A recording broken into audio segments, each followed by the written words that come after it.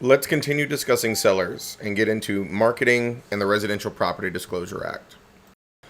Now, when we're talking to sellers about marketing, we're going to look at the listing agreement here in a little bit, but it is a very detailed conversation on the listing agreement on what type of marketing are we going to do. Are we going to do print marketing like newspapers and magazines? That's still a thing.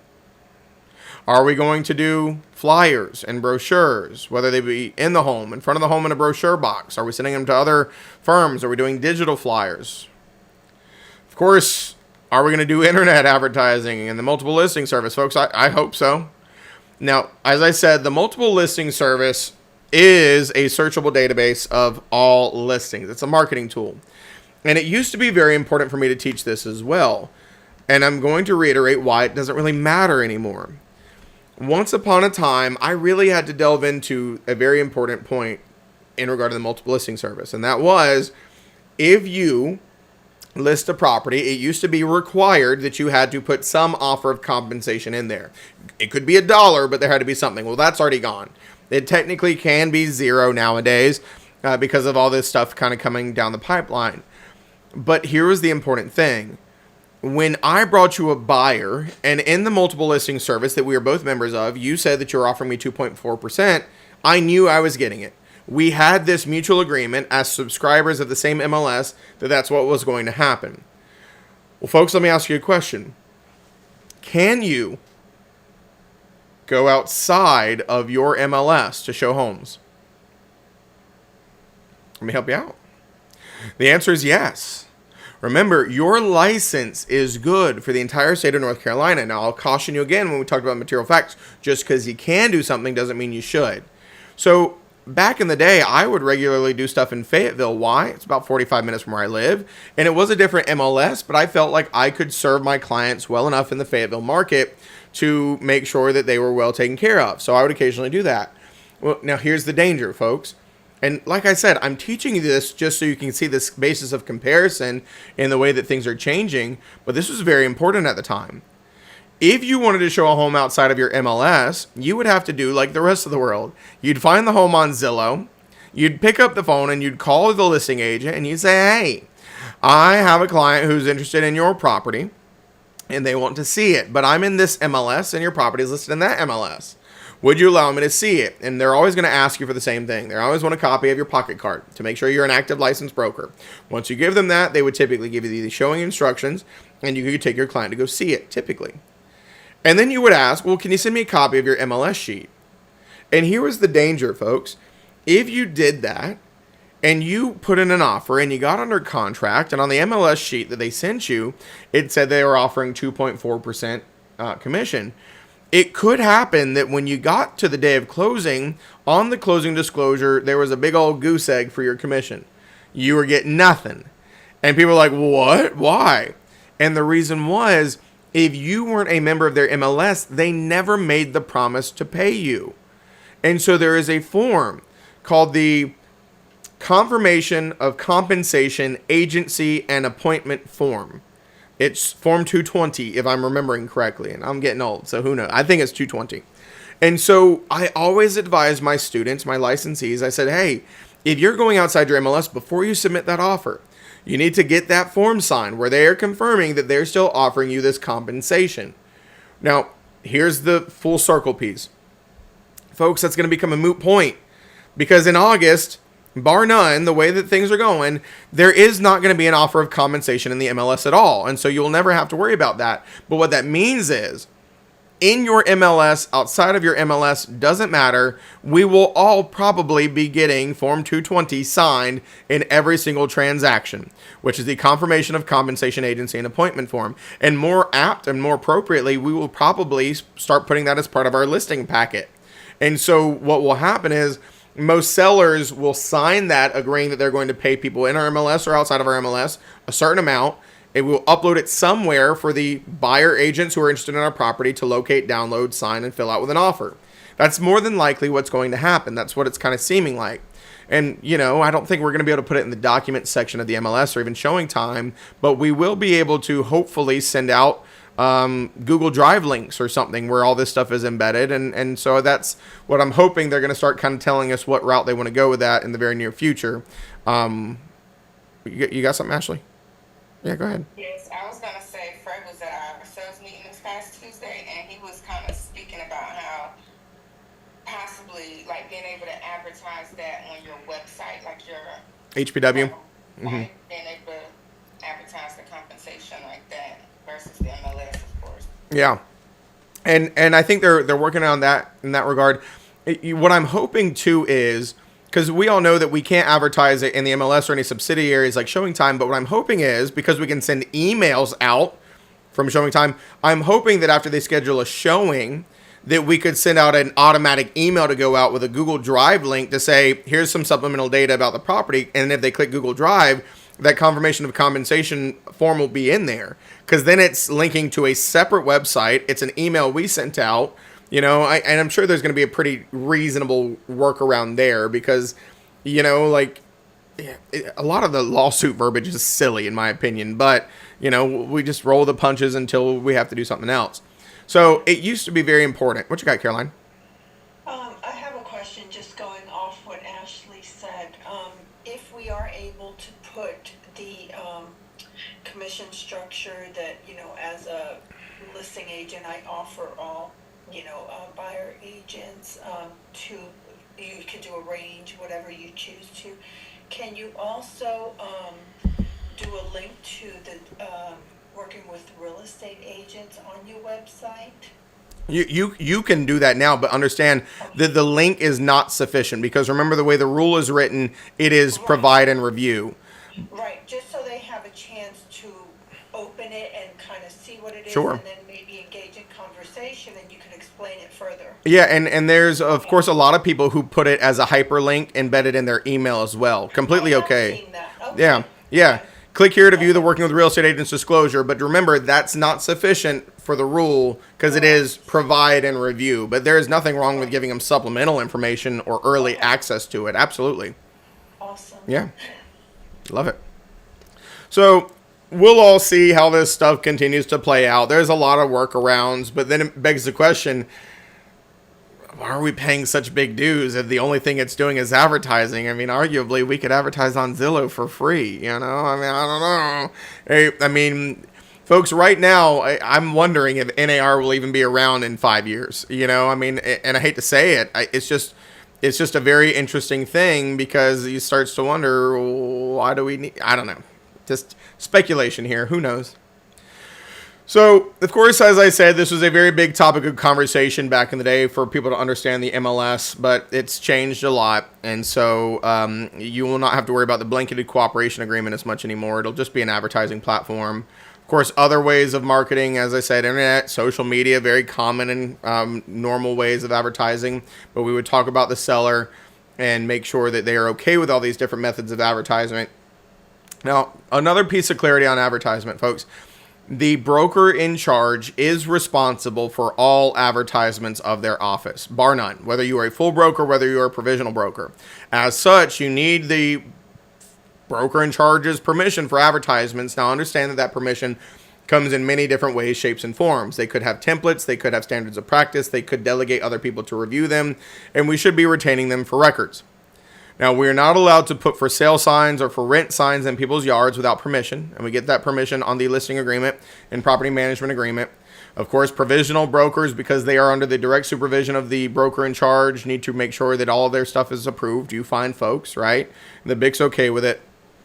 And of course, one of the other big things of the advertising rule, which, if I'm not mistaken, is Rule 58A.0105, says that you are not allowed to utilize what's called a blind ad. A blind ad is any advertisement that does not clearly articulate that if you pick up the phone and reach out, that you are going to be talking to a real estate professional. In other words, it has to contain the name of the brokerage firm or sole proprietorship.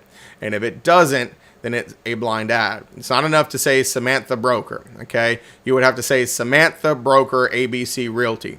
And so the easiest way to be in compliance is to put the name of your brokerage firm in the handle of your social media page. So then that way everything you post is automatically not a blind ad.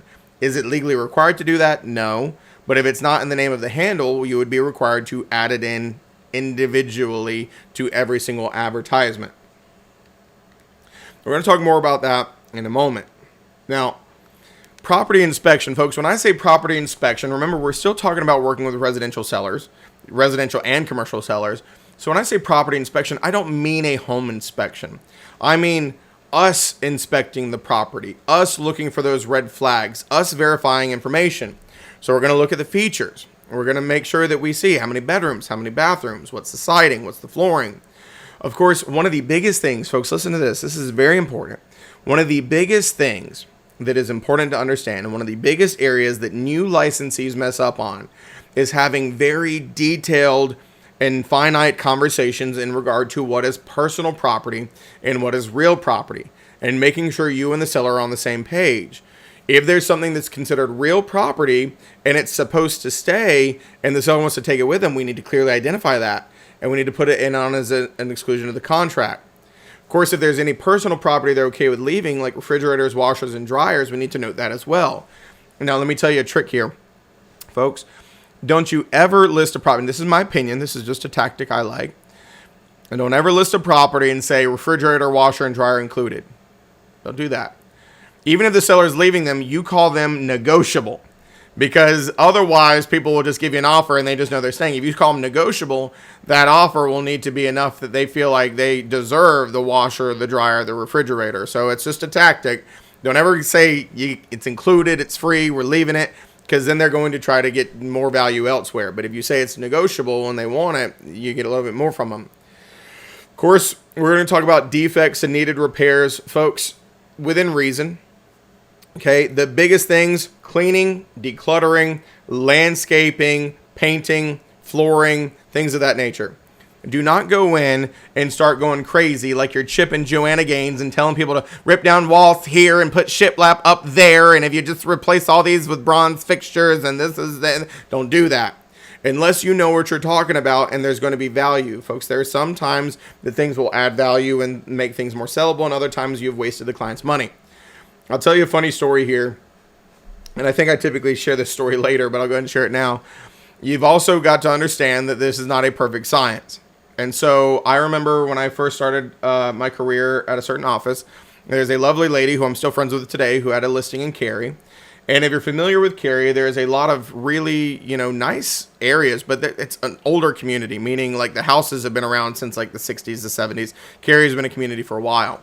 And so there's some outdated properties that needed, some loving and some facelifts. So she listed this beautiful property in Cary, and it was on the market at the time for several weeks, which was, a little long for that market that they were in. And so ultimately they decided that in order to make it more sellable, more marketable, that they needed to have all the carpets replaced. Maybe they were just a little dingy, maybe they were a little worn in. And so they went in, and the seller spent, I believe, like $7,000 to have all the carpets updated for this property. And lo and behold, a few days later, they got an offer. It worked, right? Yay, yes. Okay. But here's the funny thing, and this is where you just have to understand the reality of things. The listing agent was told later by the seller, because she still had friends in the neighborhood.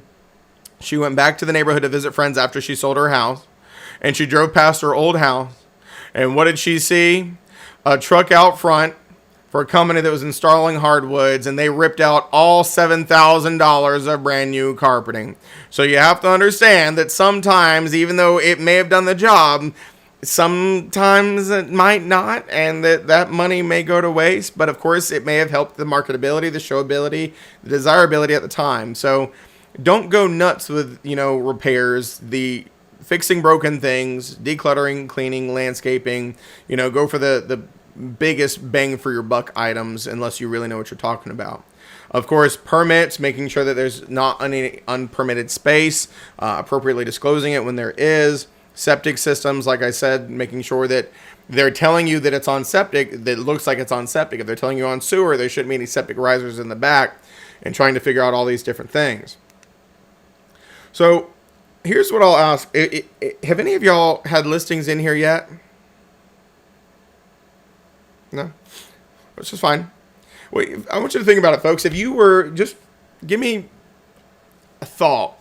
What do you think might be some big things that we would want to look for as a listing agent when they're giving us the home tour, right? Because I always like to tell me the good, the bad, the ugly.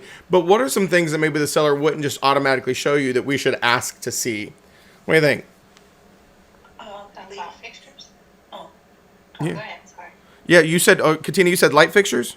Yeah, talk about the fixtures versus what stays and what goes. Yeah, I think that's very important because, of course, they may not know to tell us that that's an antique chandelier from grandma. And so you say, hey, that's a nice chandelier. Is that something that's staying, or is that, and you having those probing conversations to spark, oh, no, I need to take that with me. I think that's very important. And then, Caroline, what did you say? Leaks? yes, like to look up in the roof, like for leaks in the rooms and stuff, if there was some damage and if it was repaired. Yeah, I always look at the ceilings every time we're walking around, and I look for any cracks. I look for water stains. I look for any kind of discoloration, and ask them about that stuff. What else?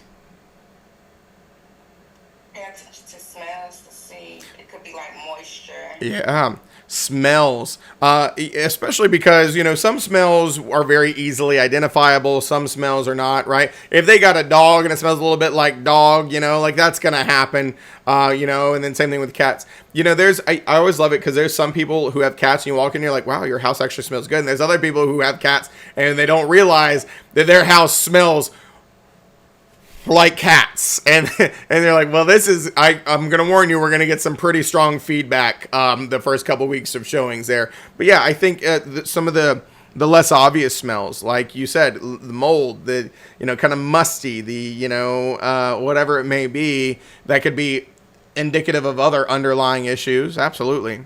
What else?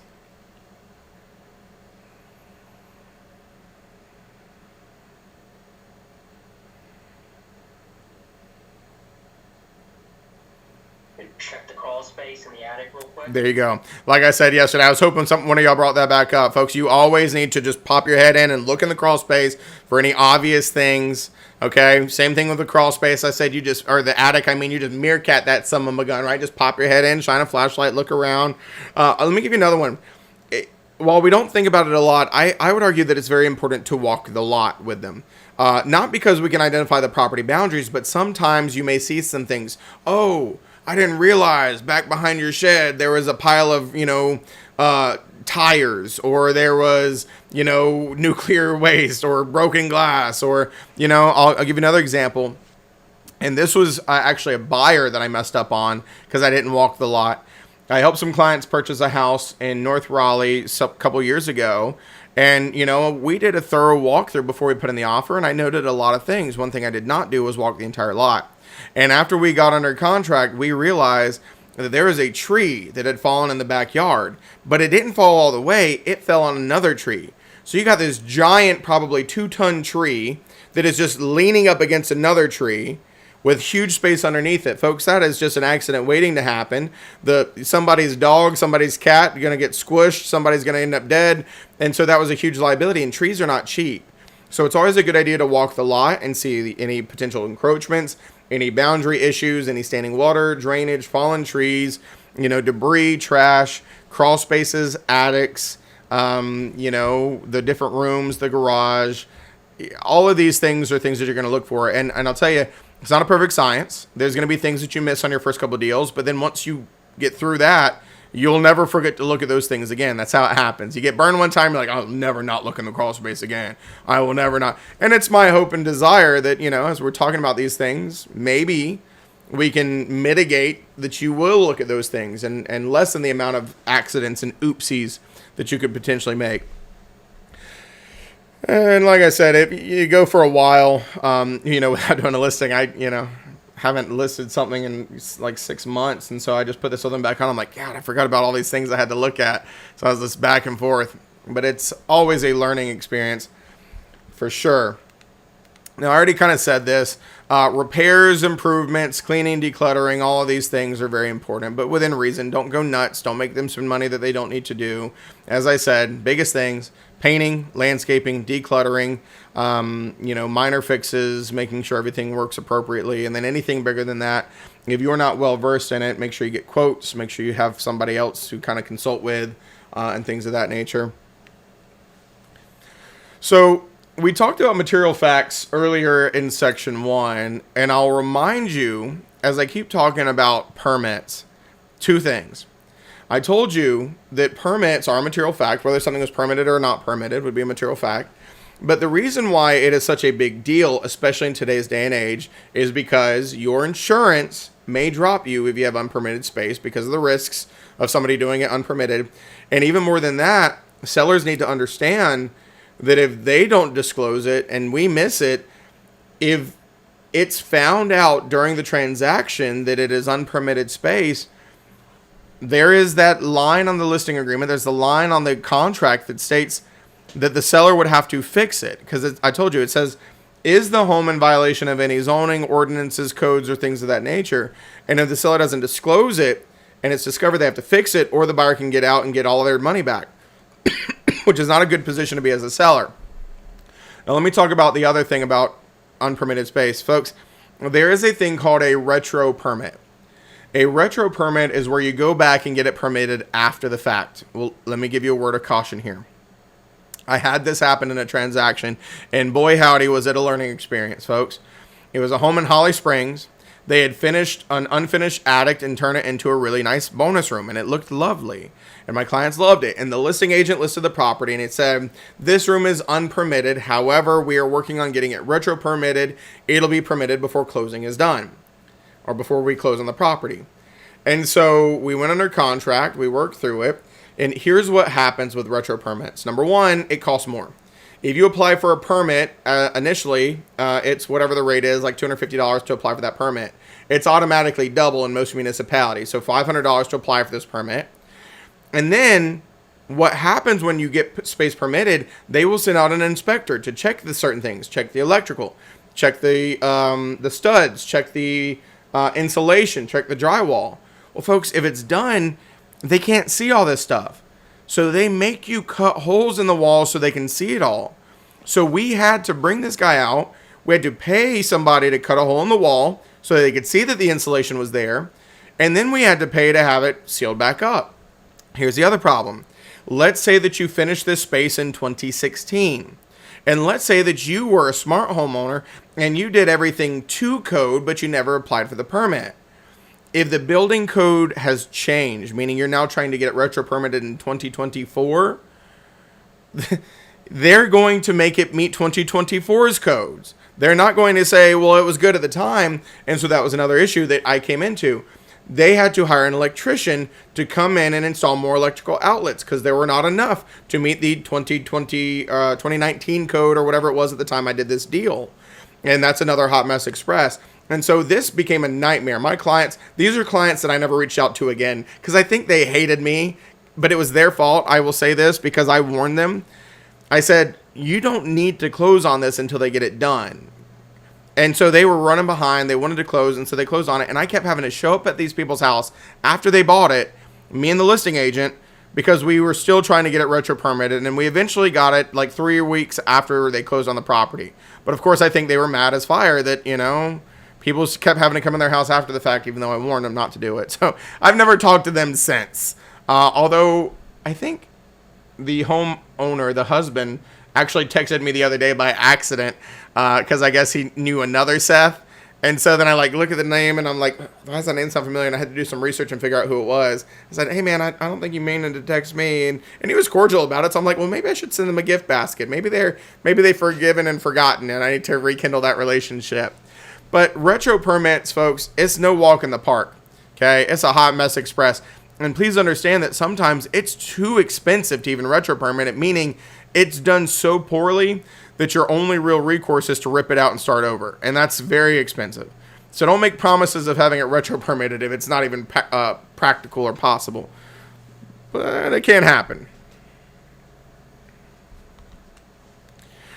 Now I'll tell you, yeah, please, absolutely. So for the retrofit, for the retro permits, does that have to be a heated space, or if someone was to build like a roof over a patio? That needs a permit too. And it's less than $30,000. So I'll tell you this, Katina, we are actually getting into great detail with the update course this year, talking about permits and requirements. Basically, the rule is if there's anything structural, electrical, or plumbing wise, it needs a permit always.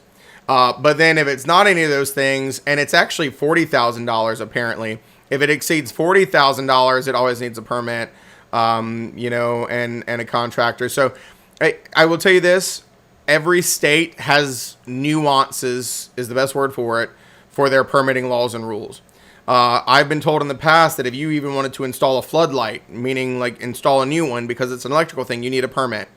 And so it very much depends on the municipality. And it's a little dangerous, in my opinion, to try to teach a permitting section of the update course as we're coming up, because this is where we need to rely on the professionals and always ask and say, do we need a permit? Do we not? Because there is times where a homeowner can do things without a permit. There's times where they need one. There's times where they don't. But yes, permits are even required for certain things like overhanging deck covers, or if you're changing your deck, because those are considered structural things. The exception is replacement and repair don't need permits. So in my last house before I bought it, like the handrails were kind of rocky and the slats were kind of, worn out on my deck. And so I ripped the deck down to just, the main frame base, and I rebuilt the steps and I rebuilt everything else. I didn't need a permit for that because I did not change the layout. It was the exact same size. It was the same structure, same amount of piers. I just replaced it. So, but if you're adding a covered, area, that's considered structural under most municipalities' guidelines, and that does require a permit, especially because there's safety liability concerns. And I'll tell you another funny story. I went to a property one time, and I can see the property in my mind, but I can't see the client. I don't remember who I went with.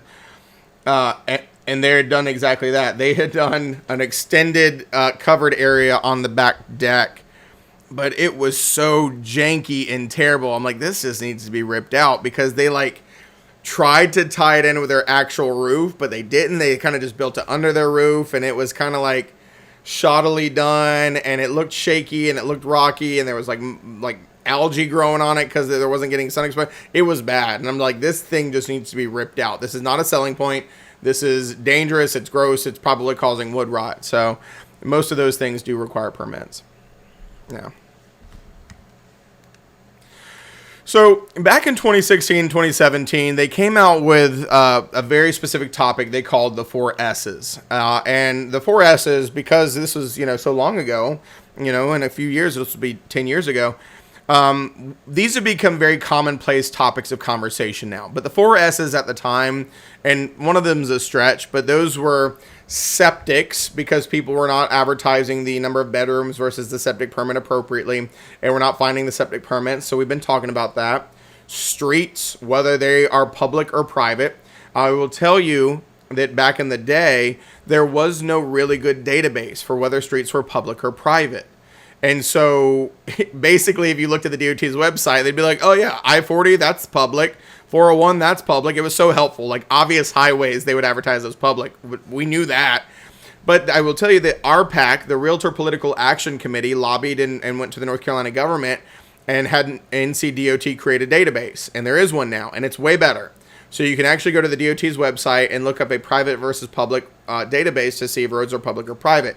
The biggest issue, folks, there was developers who were building neighborhoods, never turning them over to the DOT, so they were private. Then these developers were going belly up. And so there was all these roads in these neighborhoods where the homeowners were technically legally obligated to pay the cost for repair, because there's no developer maintaining them. There's no road maintenance agreement, and the DOT was not maintaining them. So imagine your client buys a house, live there for 5 months, and they get slapped with a bill for a special assessment for $15,000 for their share of the road maintenance. So there was a big snafu, and so understanding whether streets are public or private is another one of those S's. The one that's a stretch is USTs. USTs is underground storage tanks, and so the storage tank part is the S. And so underground storage tanks are still used today for things like propane and natural gas, but the real bad ones were, of course, the ones back in the day that would hold some type of oil or petroleum-based component for baseboard heats or furnace heat back in the day. And what would happen is people would abandon them, they would stop using them, and then it would cause contamination of the soils, because these petroleums and oils were left in the tanks. They would rust, they would break, they would crumble, and then all of that would contaminate the soil. And so there were some big considerations there. Folks, North Carolina, some of the older communities, if it was built in the 40s, 50s, 60s, maybe even early 70s, you need to check and make sure it doesn't have an underground storage tank. Anything after the 70s, really not a big concern there, because things changed a lot starting in the 80s. But big considerations for underground storage tanks. And of course, the last S was square footage. I told you square footage in and of itself is not a material fact, but when we're disclosing it, it does have to be accurate. And we also have to make sure that we are using correct square footage guidelines. And that's what we're going to talk about today, is the residential square footage guidelines that we use as real estate professionals. So let's get into another very important thing that I've kind of mentioned, but have not really gone to the umpteenth degree with it yet. And that is the Residential Property Disclosure Act. The Residential Property Disclosure Act. And so for us as real estate professionals, we have to determine whether or not the property is falling under the requirements under the Residential Property Disclosure Act, or is it exempt? Of course, we as real estate professionals are responsible for giving them the residential property disclosure statements, the RPODs and the MOG. And you really got to understand this rescission period and kind of understand the seller's rights of no representation. So let me tell you kind of a little history on this. North Carolina for a while has been a doctrine of caveat emptor state that's been around for quite some time. And remember, we already said doctrine of caveat emptor means let the buyer beware. So the seller does not have to disclose anything to the buyer, mostly anything. So I told you, no matter how bad, roof leaks, foundation crumbles, flooding, doesn't matter. Seller doesn't have any obligation to disclose. And so how did we combat that? North Carolina passed legislation called the Residential Property Disclosure Act. And what it required was a form called the Residential Property and Owners Association Disclosure Statement. And because we love our acronyms / abbreviations, we call it the RPODs for short. And it is a list of questions that we ask the seller to answer, and their options are yes, no, and no representation. And so when they get asked these questions, they can answer. And I told you, because of their obligation or their lack of obligation to disclose things, a seller is well within their right to say no representation the whole way down when they fill this out. They can do it. They're not allowed to lie. And when they say no, they're saying no to the best of my knowledge. Now, the RPODs is required in most transactions. However, there's a couple big exemptions. It is not required in new construction.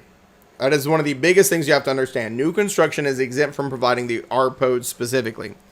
Why? Because it's really supposed to be talking about defects. And of course, we would like to think that a new construction house doesn't have defects. Well, folks, of course it does. But it's a little bit different. Okay, so they're exempt.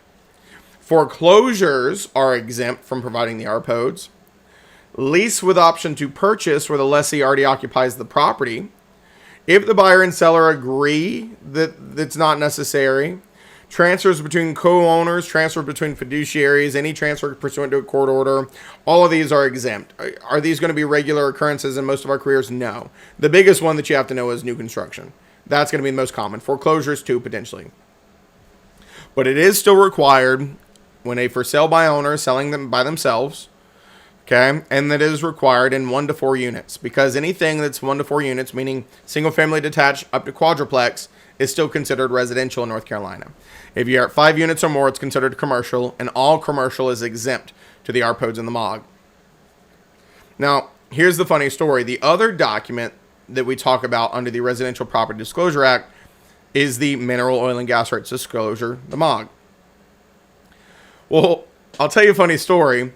For a while there, the RPODs was the only form under the Residential Property Disclosure Act.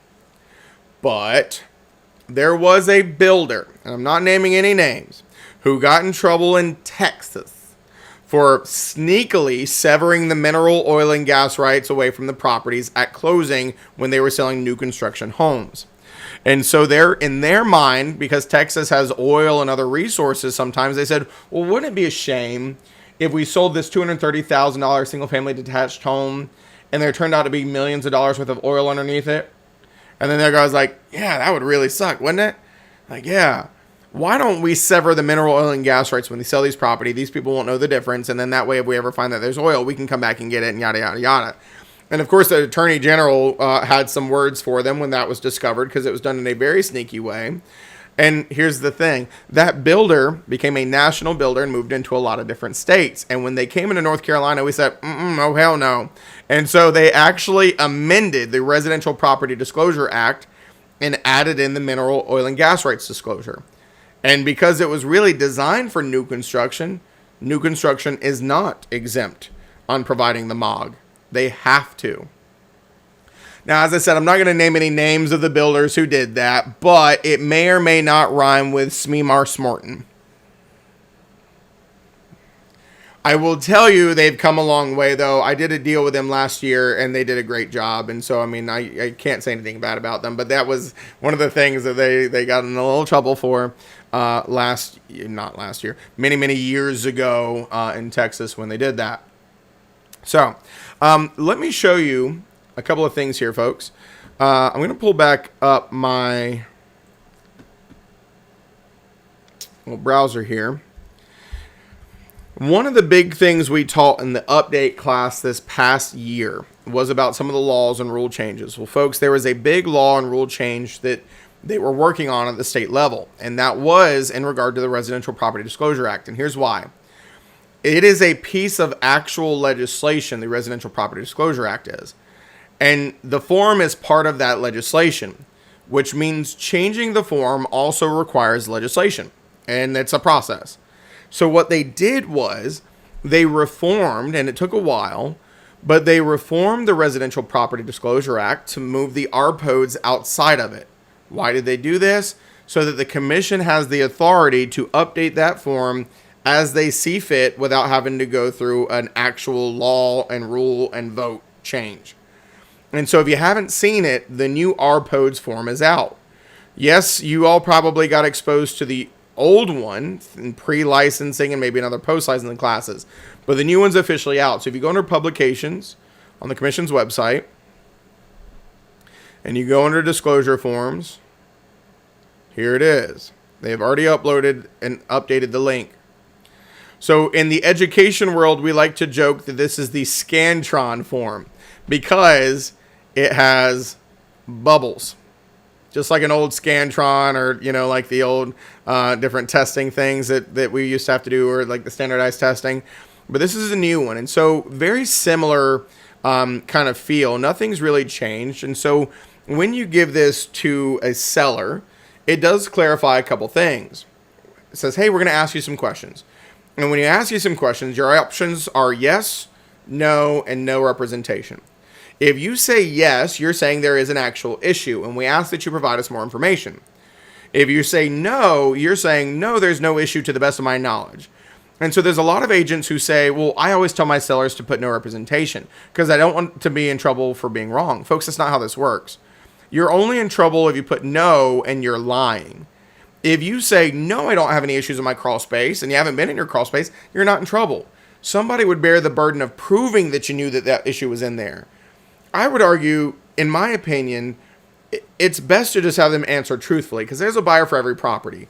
And we can work through stuff a little bit easier up front versus tensions get high during due diligence when major things get found.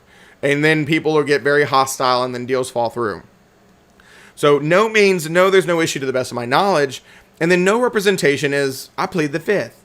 Remember old school Chappelle show? I plead the fifth. 1, 2, 3, 4, fifth. Not telling you nothing, fifth. Talk to the hand, fifth. Right? Pleading the fifth. The pleading the fifth is the right to not self-incriminate. You don't have to say nothing about nothing to nobody. So if I say, do you have a roof leak? And the seller knows they have a roof leak, they can say, yes, I have a roof leak. Or they can say, I'm not telling you nothing. You figure it out. And they're fine either way. But it does go on to say, and I'm not nearly as used to this one as I am the other one, but it does say, a licensed real estate broker. Here we go. Brokers. Nope, that's not the section either. I got to get used to this new location of everything. What it does say, folks, is that brokers, regardless of how you answer this, still have to sing like a bird. I don't know exactly where it is in this one because it's brand new, you know, and trying to figure it all out.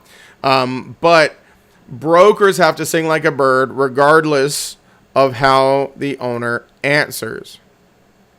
There we go. An owner is responsible for completing and delivering the disclosure statement to the buyer, even if the owner is represented in the sale of the property by a licensed real estate broker, and the broker must disclose any material facts about the property that the broker knows or reasonably should know, regardless of the owner's response. So if the seller tells you their roof leaks, they can put no representation on this form. And you still have to disclose it, though, as a real estate professional, folks. And so let me kind of tell you what a test question would look like. If I was to ask you, or tell you, seller knows their roof leaks and they put no representation on the property disclosure, and the listing agent also doesn't disclose it, who is held liable? Who is in trouble? Folks, it's only the agent. There you go. The seller's not in trouble. The seller is well within their legal right to say no representation. Now, if I change the question and I say, the seller knows their roof leaks, and on the property disclosure they said no, there is no roof leak, and the agent failed to disclose, who can be held liable, who is in trouble? What would you say now? Both. Because now the seller has committed fraud. They lied, and that is the big thing that's prohibited. It says you can't lie, but you don't have to disclose. So the questions kind of flow in categorizations. Structures, floors, walls, ceilings, windows, roofs. It asks the same questions. Yes, no, no representation. Is there problem, malfunction, or defect with the dwellings? And they separated it out because it was pretty vague before, right? It grouped all these things together. Foundation, slabs, walls, additions, improvements, this, that. There's a lot of information. And most of us look at this, they're like, I don't even know how to answer this. Now, it is very important to note, we can never fill this out for the seller. They have to be the ones with a pen in their hand. They have to be the ones filling this out. Can we help them get some clarity on certain topics? Can we explain some things to them? Sure. But they're the ones that need to answer this. And so as they fill it out, and of course it goes in HVAC and electrical, how many units do you have? What's the age of them? Are they heat pumps? Are they whatever? Plumbing, water supply, sewer, septic. Fixtures and appliances. Land/zoning. Environmental/flooding. Miscellaneous, and then the owner's association disclosure. So very similar criteria. It just flows a little bit different. And of course, anytime we roll out something new, we have to get used to it. And full disclosure, folks, when we get into it here in a little bit today, we will go over the listing agreement. Well, I'm not going to use the old one. There's no point. There is a new version. It comes out every year. And I will show you where to find the summary of changes on these new forms. And we will go over the new version of the listing agreement together, and you will see the exact changes. Now, full disclosure, I haven't had to go into it in super in-depth yet, so we're going to be looking at it kind of together. But we will figure out all the differences between last year's, this year's, and I'll explain why I think that they're in there. And some of them do stem from the NAR stuff, and some of them stem from other things already. But we're going to have some very detailed discussions. But this is the new RPODES form. Now, the commission says you can continue to use the old one for another 7 days. But July 1st, we are all required to use this new RPODES form. And if you notice on the commission's website, the old one's not even available anymore. When I looked under publications, this is the only residential property disclosure PDF that's available. So there you go. There's a new one. Now, I will show you the mineral oil and gas rights disclosure as well. And then we're going to talk about the big thing with both, because it applies to both. This one hasn't changed, but I will point out one very important thing about this one. In regard to this form, the seller only has the option of no representation on the question regarding the previous owner. If it's talking about them themselves, their only answer choices are yes or no, which is why I said under the doctrine of caveat emptor, they have no disclosure obligations. Well, that's not entirely true. They're not allowed to say no representation on this. They're also not allowed to say no representation on the lead-based paint disclosure. And we'll look at that one in a little bit as well. But the mineral rights were severed from the property by a previous owner. Yes, no, or I'm not saying.